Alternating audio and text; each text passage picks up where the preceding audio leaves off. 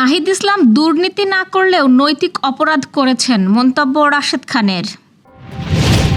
শেখ মুজিবের মুক্তির জন্য কমিটিতে সেক্রেটারি ছিলেন গোলাম আজম, বললেন শাহজাহান চৌধুরী। টিটন হত্যার ঘটনায় নিউ মার্কেট থানায় মামলা। আজ ভয়াল 29 এপ্রিল 1991 সালের এই দিনে প্রলয়ঙ্কারী ঘূর্ণিঝড় ও জলোচ্ছ্বাসে কাড়ে লাখো জীবন। রোমানিয়ায় বৈধ হওয়ার সুযোগ পাচ্ছেন অবৈধভাবে থাকা বাংলাদেশি কর্মীরা, জানালো দূতাবাস। দর্শক, শুনছিলেন দিনের খবরের প্রধান শিরোনাম, এবার বিস্তারিত। তার আগে আমাদের ইউটিউব চ্যানেল সাবস্ক্রাইব করুন এবং সব খবর পেতে ফেসবুক পেজ ফলো করে রাখার পাশাপাশি ওয়েবসাইট ভিজিট করুন। জাতীয় নাগরিক পার্টির আহ্বায়ক নাহিদ ইসলাম দুর্নীতি না করলেও নৈতিক অপরাধ করেছেন বলে মন্তব্য করেছেন গণ অধিকার পরিষদের সাবেক সাধারণ সম্পাদক ও বর্তমান বিএনপি নেতা রাশেদ খান। আজ নিজের ভেরিফাইড ফেসবুকে দেওয়া এক পোস্টে তিনি এই মন্তব্য করেন। রাশেদ খান লেখেন, সংসদে দাঁড়িয়ে নাহিদ ইসলাম দুর্নীতির প্রমাণ চেয়েছেন। আমি ধরেই নিলাম তিনি নিজে কোনো দুর্নীতির সঙ্গে জড়াননি, কিন্তু তিনি দায়িত্বে থাকাকালীন অন্তর্বর্তীকালীন সরকারের অনেকে ও সরকারের ঘনিষ্ঠ ব্যক্তির দুর্নীতি তদবির বাণিজ্যে জড়িয়েছেন। এমনকি তার সাবেক প্রিয় আতিক মোরশেদের কর্মকাণ্ড নিয়েও অনেক অভিযোগ অনুযোগ গণমাধ্যমে এসেছে। তিনি লেখেন, এছাড়াও বিভিন্ন জায়গায় নিজস্ব সার্কেলের লোক বসানো ও নিজের মন্ত্রণালয়ের বাইরেও অন্য মন্ত্রণালয়ের রদবদলেও তিনি প্রভাব বিস্তার করেছেন। তাদের কারো বিরুদ্ধে পরবর্তীতে বেশ কিছু অভিযোগ গণমাধ্যমে এসেছে। গণ অধিকার পরিষদের সাবেক সাধারণ সম্পাদক আরও লেখেন, তিনি নিজেও বলেছিলেন, কয়েকজন উপদেষ্টাকে বিশ্বাস করে প্রতারিত হয়েছি। এসব উপদেষ্টাদের বিরুদ্ধে বর্তমানে দুর্নীতি, স্বজনপ্রীতি ও ক্ষমতার অপব্যবহারের অভিযোগ আসছে। নাহিদ ইসলাম তাদের নিয়োগকর্তা ছিলেন, সুতরাং তিনি কি এসবের দায় এড়াতে পারেন? বিভিন্ন বিষয় উল্লেখ করে রাশেদ আরও লিখেছেন, নাহিদ ইসলাম বিচার, সংস্কার ও সুষ্ঠু নির্বাচন করার অঙ্গীকার করে সরকারে গিয়েছিলেন, কিন্তু এসবের কিছু না করেই আবার পদত্যাগ করলেন। সুতরাং নাহিদ ইসলাম দুর্নীতি না করলেও নৈতিক অপরাধ করেছেন। চট্টগ্রাম 15 আসনের সংসদ সদস্য শাহজাহান চৌধুরী বলেছেন, শেখ মুজিবুর রহমানকে আগরতলার ষড়যন্ত্র মামলা থেকে মুক্তির জন্য জামায়াতে ইসলামী আন্দোলন করেছিল। মঙ্গলবার ত্রয়োদশ জাতীয় সংসদের প্রথম অধিবেশনের 23তম দিনে রাষ্ট্রপতির ভাষণের ওপর আনা ধন্যবাদ প্রস্তাবের আলোচনায় তিনি এসব দাবি করেন। শাহজাহান চৌধুরী বলেন, মরহুম শেখ মুজিবের মুক্তির জন্য যে ডাইরেক্ট অ্যাকশন কমিটি হয়েছিল, সেই অ্যাকশন কমিটির সেক্রেটারি ছিলেন অধ্যাপক গোলাম আজম এবং জামায়াতে ইসলামীও ছিল।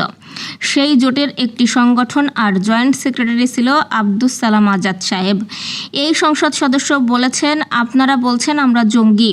জনগণ 12 তারিখের নির্বাচনের মধ্যেই প্রমাণ করেছে জামাত ইসলাম জঙ্গি সংগঠন নয়। শাহজাহান চৌধুরী বলেন, আজ কথা উঠেছে মুক্তিযোদ্ধা সম্পর্কে, স্বাধীনতার ইতিহাস সম্পর্কে। জামায়াতে ইসলামীর পক্ষ থেকে স্পষ্ট বক্তব্য দেওয়া হয়েছে।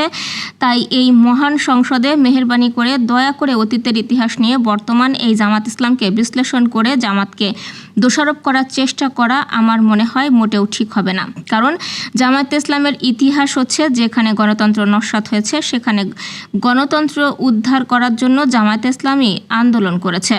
তিনি বলেন, মরহুম শেখ মুজিবুর রহমান সাহেব যখন আগরতলা ষড়যন্ত্র মামলায় গ্রেপ্তার হয়েছিলেন, তখনকার জামায়াতে ইসলামী পাকিস্তান ডেমোক্রেটিক মুভমেন্টের মাধ্যমে মরহুম শেখ মুজিবুর রহমানকে আগরতলা ষড়যন্ত্র মামলা থেকে মুক্তির জন্য আন্দোলন করেছিল। শুধু আন্দোলন নয়, আমাদের সাবেক আমির আন্দোলনের নেতা, তিনি তৎকালীন পূর্ব পাকিস্তানের স্বাধিকার আদায়ের জন্য 1972 সালে বক্তব্য দিয়েছেন, 1976 সালে বক্তব্য দিয়েছেন, 1948 সালে বক্তব্য দিয়েছেন।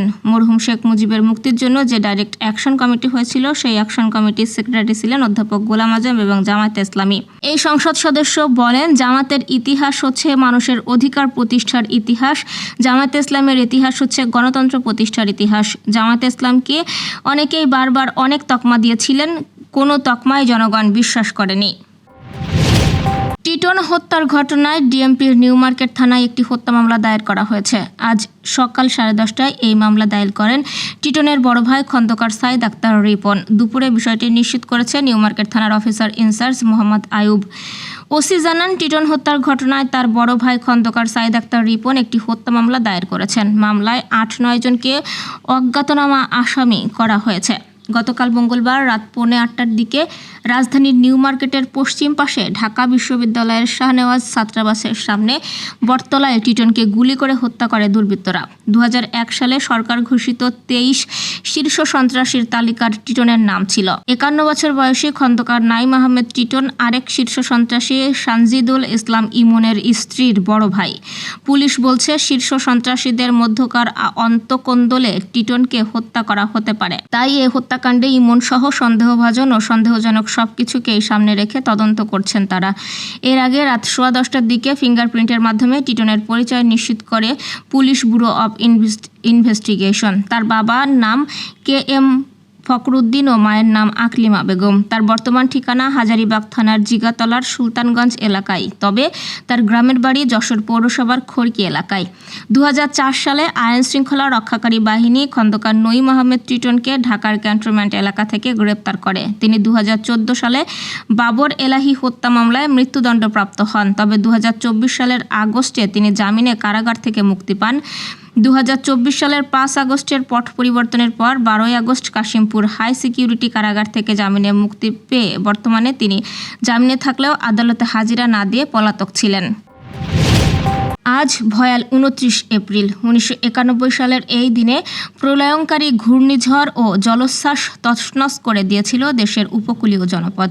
সেদিন 250 কিলোমিটার বেগে ঘূর্ণিঝড়ের আঘাত এবং 6 ফুট উচ্চতার জলোচ্ছ্বাস তছনছ করে দিয়েছিল উপকূলীয় জনপদ। ওই ঘটনায় দেশের দক্ষিণ পূর্ব উপকূলীয় অঞ্চলে প্রায় 1,38,000 মানুষ নিহত হয়। 1 কোটি মানুষ তাদের সর্বস্ব হারায়। সেদিনের ভয়াল এই ঘটনা এখনও দুঃস্বপ্নের মতো তাড়িয়ে বেড়ায় চট্টগ্রামের উপকূলবাসীকে। দুঃসহ সেই স্মৃতি আজও কাঁদায় স্বজনহারা মানুষদেরকে। ওই ঘূর্ণিঝড়ের কারণে সৃষ্ট জলোচ্ছ্বাসে ভেসে গিয়েছিল ফসলের ক্ষেত, লাখ লাখ গবাদি পশু। সব মিলিয়ে ক্ষতির পরিমাণ ছিল $1.5 বিলিয়ন। সবচেয়ে বেশি ক্ষয়ক্ষতি হয় ভোলা, হাতিয়া, চট্টগ্রামের সন্দ্বীপ, আনোয়ারা, বাঁশখালী, কক্সবাজারের চকরিয়া, মহেশখালী ও কুতুবদিয়ায়। এই ঘূর্ণিঝড় এত বছরেও সেসব উপকূলীয় এলাকা এখনও অরক্ষিত। 29 এপ্রিলের সেই ধ্বংসযজ্ঞের স্মৃতি বয়ে উপকূলীয় মানুষের কাছে দিনটি ফিরে আসে বারবার। দিনটি বাংলাদেশের ইতিহাসে একটি শোকাবহ দিন। রোমানিয়ায় অবৈধভাবে বসবাসরত বাংলাদেশি কর্মীদেরকে বৈধভাবে বসবাসের সুযোগ দিচ্ছে কর্তৃপক্ষ। সম্প্রতি এই সংক্রান্ত নির্দেশনা দিয়েছে দেশটি। স্থানীয় সময় মঙ্গলবার বুখারেস্টে অবস্থিত বাংলাদেশ দূতাবাস এক প্রেস বিজ্ঞপ্তিতে এসব তথ্য জানিয়েছে। এতে বলা হয়, 27 এপ্রিল প্রকাশিত রোমানিয়ার সরকারি জরুরি গেজেট অনুযায়ী নন ইউরোপীয় ইউনিয়নভুক্ত দেশ থেকে আগত যেসব বিদেশি কর্মী বিভিন্ন কারণে অবৈধ অবস্থায় চলে গেছেন তাদের জন্য শর্ত সাপেক্ষে বৈধ হওয়ার সুযোগ সৃষ্টি করা হয়েছে। বিজ্ঞপ্তিতে বলা হয়, বাংলাদেশ দূতাবাস এই উদ্যোগকে স্বাগত জানাচ্ছে, কারণ এর ফলে অবৈধভাবে বসবাসরত বহু বাংলাদেশি কর্মী তাদের অবস্থান বৈধ করার সুযোগ পাবেন। এতে বলা হয়, বিশেষ করে যেসব কর্মী বৈধভাবে রোমানিয়ায় প্রবেশ করার পর অনাকাঙ্ক্ষিতভাবে অবৈধ হয়ে পড়েছেন তারা এই সুবিধা গ্রহণ করতে পারবেন। উদাহরণস্বরূপ, কেউ যদি ওয়ার্ক ভিসায় রোমানিয়ায় প্রবেশ করার পর সংশ্লিষ্ট কোম্পানি তাকে নিয়োগ দিতে অস্বীকৃতি জানায় এবং 90 দিনের মধ্যে নতুন কোনো নিয়োগকর্তা খুঁজে না পান, তাহলে তিনি স্বাভাবিকভাবেই অবৈধ অবস্থায় পড়েন।